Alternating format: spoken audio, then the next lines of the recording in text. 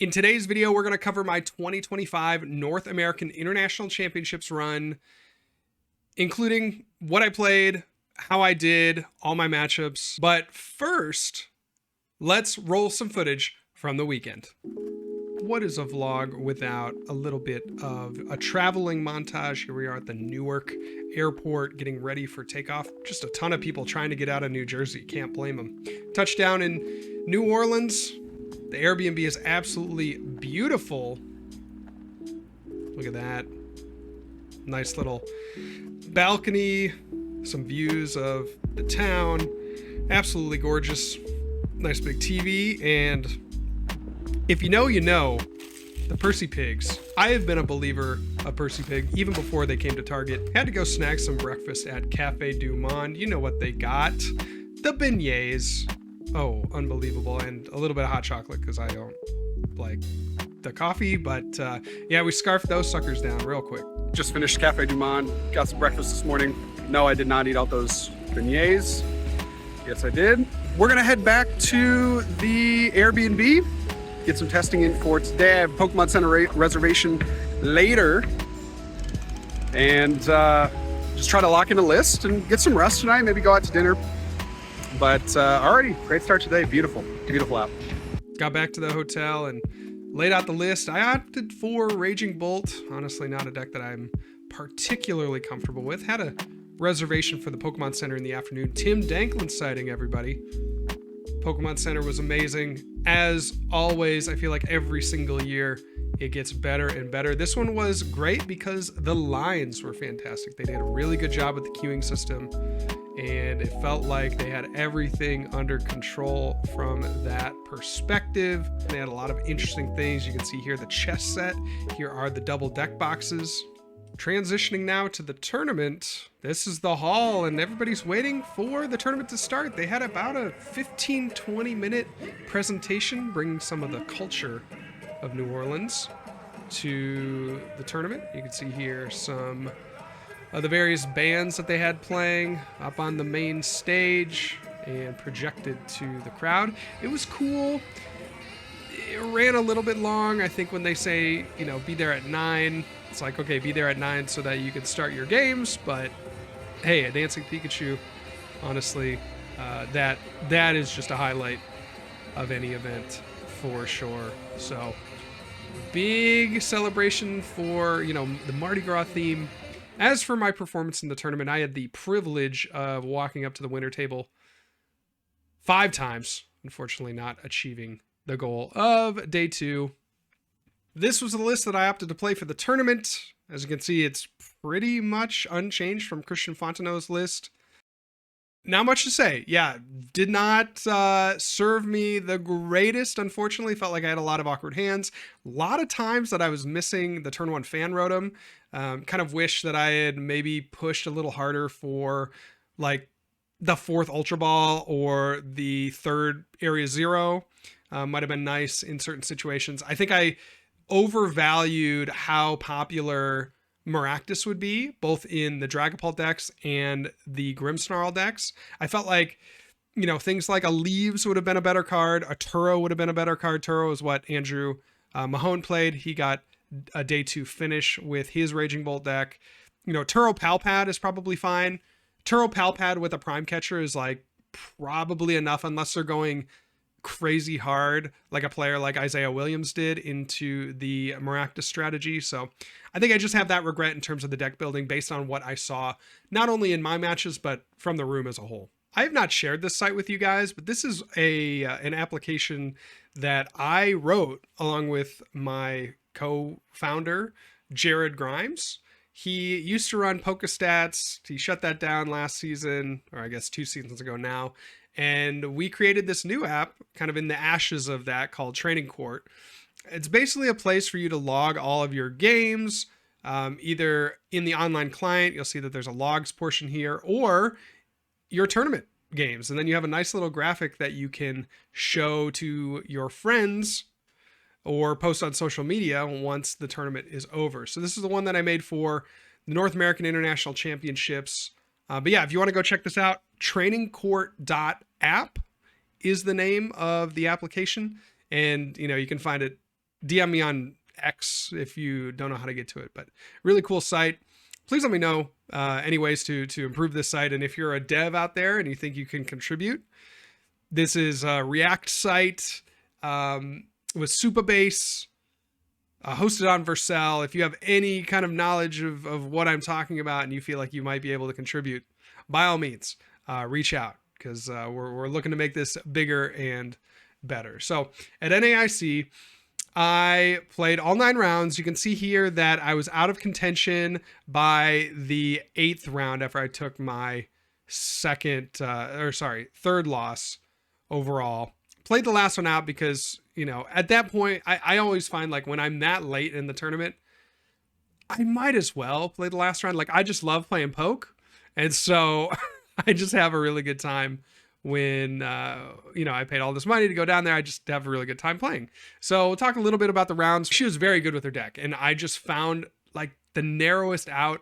In game 1, I remember I had to Sada for 3, and if I hit the jamming tower to knock out a Badoo that already had damage on it, then I win, and if I didn't, then I lost. And I just managed to get it. I mean, my deck was maybe about, I don't know, 12 to 15 cards. So it wasn't like it was a great odds. Like, it was definitely better odds for her. But I managed to pull through, and that was the first one. And then second game, I just kind of blew through her as I remember it. Round number 2, I played against somebody I had already played before, and he was on, I played before in years past. I sat down and I'm like, do I know you? And he says, have we played before? And he says, yes, we played in, it was like round 5 of Indianapolis Regionals 2023. I'm like, oh my gosh, how do you remember? 2022, I think. And like, how do you remember that? He's like, yeah, I was playing Ice Rider and you were playing Whimsicott. Like, man, some people have great memories. Honestly, like, I forget 95% of matches that I play in. And so for him to remember that is involving me, like, that's pretty special. He was playing the Enzork Reshiram deck, and I managed to take a 2-0 there. Now in game number 3, playing against Gardevoir, that's a known difficult matchup for Raging Bolt. And I won the first game, and I'm thinking like, oh, thank goodness. Like, I'm going to get, you know, go to 3-0. Like, the more wins I can stack up in the early rounds before I start hitting known name competition, the better.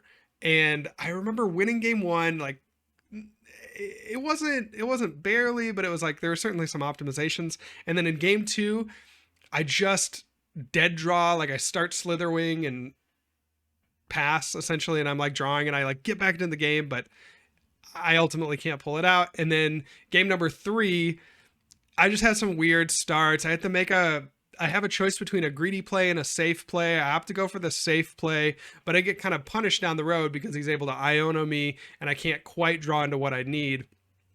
And so I end up losing that one. That was really heartbreaking because my opponent either was inexperienced with Guardy or was kind of overplaying his hand for the matchup. So he would like always get out Shaman, even if I wasn't threatening a little Raging Bolt, and he would overbench his Ralts.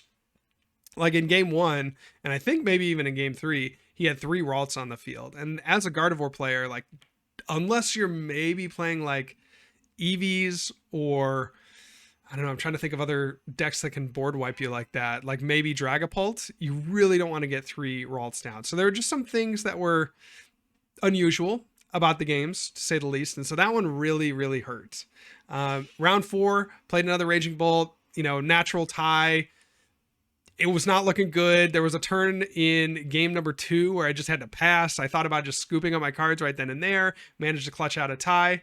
5 and 6, pretty straightforward. My round 5 opponent just did not really draw all that much, so I was able to take a lunch break essentially. Like, we played maybe 10 minutes.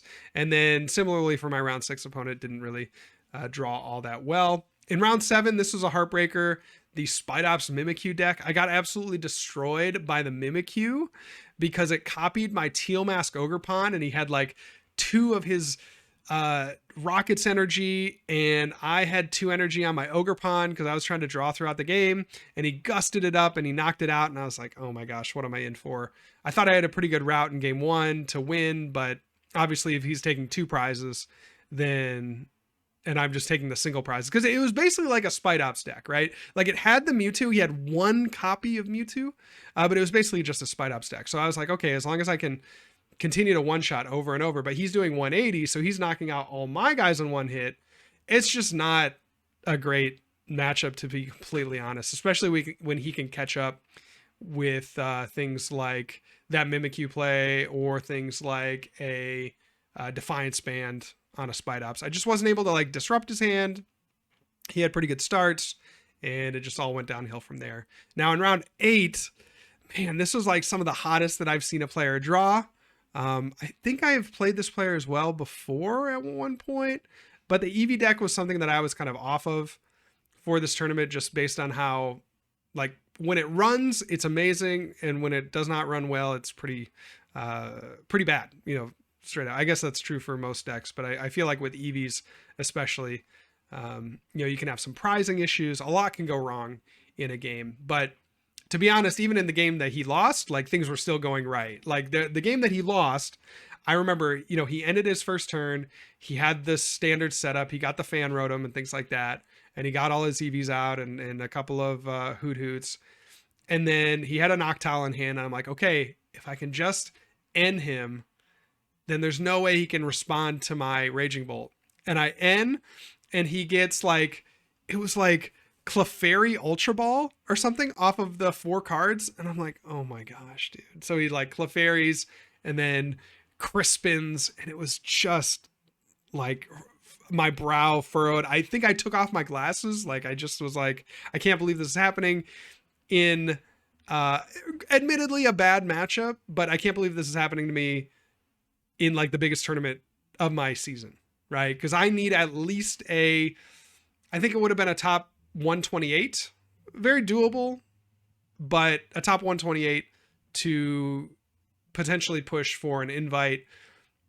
Obviously wasn't able to get there. And then it was just a frustrating round for that. But I have a little bit of pride. I ended up not dropping, played the last round out, and, secured the win there. So looking back on it, the night before, I was really torn between Grimmsnarl and Raging Bolt. Obviously, with the result from the tournament, I wish I had played Grimmsnarl. It was a deck that I actually felt pretty comfortable with, and I had a really good list. I was staying with Tim, and so we had a really good Grimmsnarl list that I felt very confident in.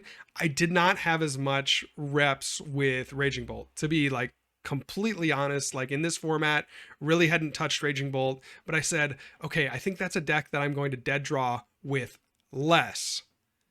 Ironically, the deck like did not feel great to me. Like I think I just like I was missing turn 1 Rotoms. I was missing energy drops at crucial times. Like there was just a lot that was going wrong, and it wasn't really flowing that well. There were maybe a couple of rounds where I really felt like, oh yes, I'm unlocking the potential of Raging Bolt. But by and large, it was a relatively weak deck in my hands, at least for this tournament. So in hindsight, I kind of wish I would have played Grimmsnarl. Now, there are some takeaways from this tournament and the season as a whole that I am going to be making a video about, so stay tuned for that. But it was just a frustrating tournament. You kind of live on the razor's edge for the entire season, like skating by. Like I only attended 5 majors for the entire year, and so NAIC I needed to get 100 points, 125 points. To push for a Worlds invite. So that's like a lot of pressure to put on a single tournament, because anything could go wrong, right? Up until this point, I had day 2'd all the other majors, hadn't quite made that deep run that you need, I think, to achieve a Worlds invite, but it was very consistent, right? So I thought, okay, NAIC is no different. I'm just going to go in, play a very consistent list, walk away with my, what I hoped was a top, 128 finish, or whatever it is. And that would be that. And I'd have my invite. And, I wouldn't say I got a little humbled here, but it was just, it was a frustrating choice to go with Raging Bolt, because I felt like, in hindsight, I think Grimmsnarl was probably the better call overall. Looking at my matchups, maybe outside of the Spite Ops deck, I felt very good into everything. Obviously, the Gardevoir loss early is probably a very easy win. And I think with the Spidops deck, or excuse me, with the Grimmsnarl deck, I would have been able to outplay my opponents a little bit more than I was able to with Raging Bolt. So that is what it is. NAIC, fun tournament overall. It really ran quite quickly. Obviously, everything that surrounds NAIC is really fun. You have the Pokemon Center, which was great. You had they were even selling Pokemon Center ETBs for. This was probably the first time that I had bought a Pokemon Center stamped ETB in the Pokemon Center. So that was cool. And then obviously had a ton of stuff to do in the surrounding areas. So really big fan of New Orleans. Unfortunately, this tournament didn't go my way and ultimately results in me missing Worlds for the first time in 3 years, but that is okay. Have some strategies. I'm going to share those with you in an upcoming video. And, we'll go next. We'll prepare for the next season and get back to work. So with that, thank you all so much for watching. Let me know how your NAIC experience went down in the comments below. If you wouldn't mind, you like this video, please make sure to like and subscribe. But that's going to do it for me today, guys. God bless. If I don't see you soon, I'll see you later. And remember, good luck and also have fun.